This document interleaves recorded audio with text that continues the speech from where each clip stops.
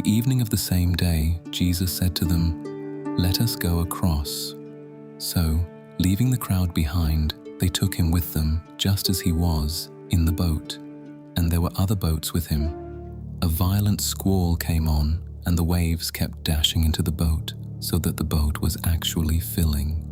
Jesus was in the stern asleep on the cushion, and the disciples roused him and cried, "Teacher, is it nothing to you that we are lost?" Jesus rose and rebuked the wind and said to the sea, "Hush, be still." Then the wind dropped, and a great calm followed. "Why are you so timid?" he exclaimed. "Have you no faith yet?"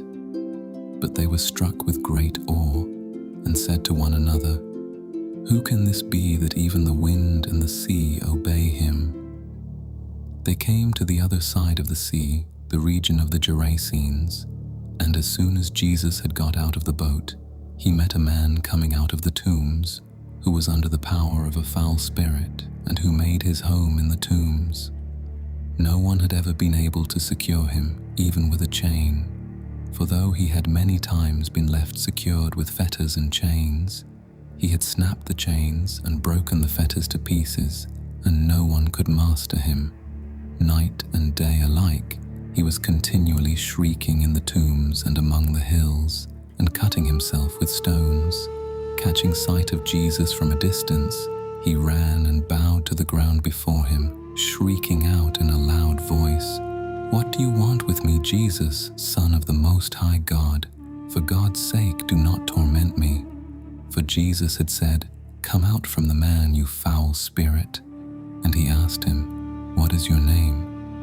"My name," he said, "is Legion, for there are many of us."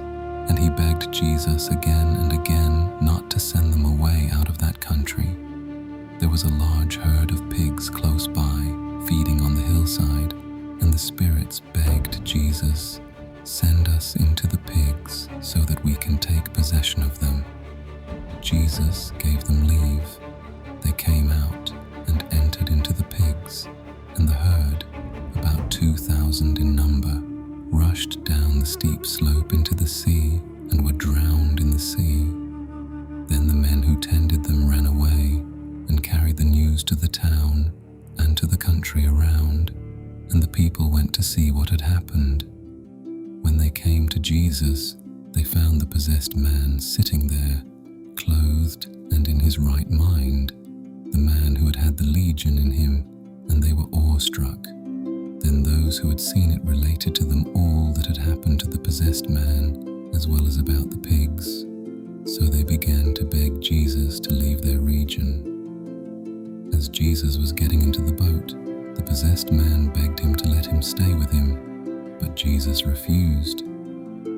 "Go back to your home, to your own people," he said, "and tell them of all that the Lord has done for you and how he took pity on you." So the man went and began to proclaim in the district of the 10 towns all that Jesus had done for him, and everyone was amazed